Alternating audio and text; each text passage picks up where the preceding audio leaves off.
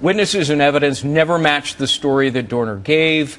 He, made these false accusations a day after the trainer gave him a bad review. So his story never seemed to make sense. The trainer, the female police officer who was his trainer, is the person who accompanied him to arrest this mentally ill person, and he claimed a long time afterwards that she kicked the mentally ill guy in the head. The mentally ill guy testified that she did. The disciplinary review board, a district court judge, a trial judge, and an appellate court all found his testimony not believable. So why are we looking at it again?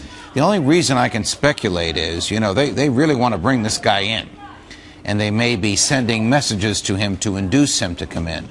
If they can sort of get him to calm down a little bit, falsely engender the belief in him that maybe he's going to have another trial, which would be the least of his issues if he comes back in. He's probably going to be tried for murder first if he comes in alive. He might turn himself in. That might be their hope here.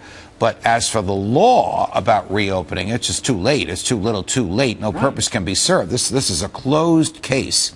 He was tried fairly, and the trial was challenged, and the outcome was upheld on appeal. I wonder if there's another aspect to it. More than a decade ago, the Rampart Division of the LAPD was just rife with corruption, false testimony by officers putting innocent people behind bars, lots of loss of confidence in Los Angeles over the police department back then. Maybe this chief, a different chief, is trying to prevent that from happening again. Well, it could be. I mean, normally this is not a case appropriate to reopen under the procedural history or under the law. But in this case, where this guy on the screen, the ex-cop, has been accused of killing people in a vendetta, perhaps leading him to believe that it's going to be opened again, leading the public to believe it's going to be opened again, will help with the public perception of all this. They have a serious issue on their hands. They have to find him. They hope to find him alive. They hope not to kill him.